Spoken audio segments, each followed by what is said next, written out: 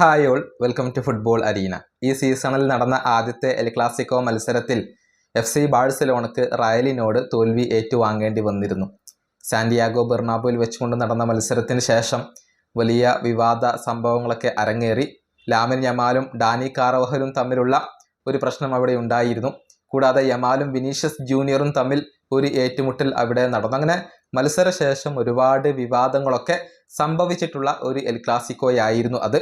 എന്നാൽ അന്നത്തെ തോൽവിക്ക് പ്രതികാരം തീർക്കാൻ ഇത്തവണ FC ബാഴ്സലോണക്ക് സാധിച്ചിട്ടുണ്ട്. സ്പാനിഷ് സൂപ്പർ കപ്പിന്റെ കലാശ പോരാട്ടത്തിൽ റയലിനെ പരാജയപ്പെടുത്തിക്കൊണ്ട് ആ ഒരു കിരീടം നിലനിർത്താൻ FC ബാഴ്സലോണക്ക് സാധിക്കുകയായിരുന്നു.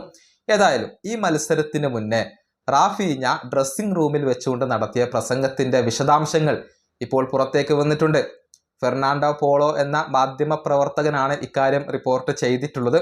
അതായത് FC ബാഴ്സലോണ താരങ്ങൾക്ക് ആവേശം പകർന്നത്, അവരെ മോട്ടിവേറ്റ് ചെയ്തത് റാഫീഞ്ഞയാണ്.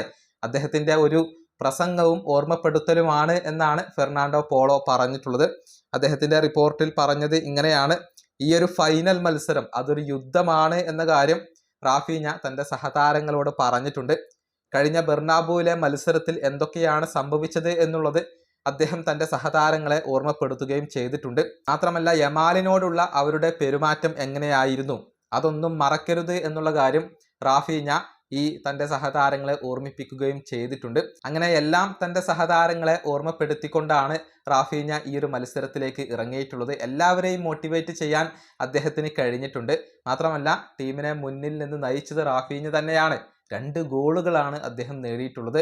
റയലിനെതിരെ എപ്പോഴും മികച്ച പ്രകടനം പുറത്തെടുക്കാൻ സാധിക്കുന്ന താരമാണ് റാഫീഞ്ഞ. അങ്ങനെ ഡ്രസ്സിംഗ് റൂമിലും കളിക്കളത്തിലും ഒരുപോലെ തൻ്റെ ടീമിനെ ഇപ്പോൾ മുന്നോട്ട് നയിക്കുകയാണ് ഈ ഒരു ബ്രസീലിയൻ സൂപ്പർ താരം. ഈ വീഡിയോ അവസാനിപ്പിക്കുന്നു. അടുത്തൊരു വീഡിയോ കാണാം.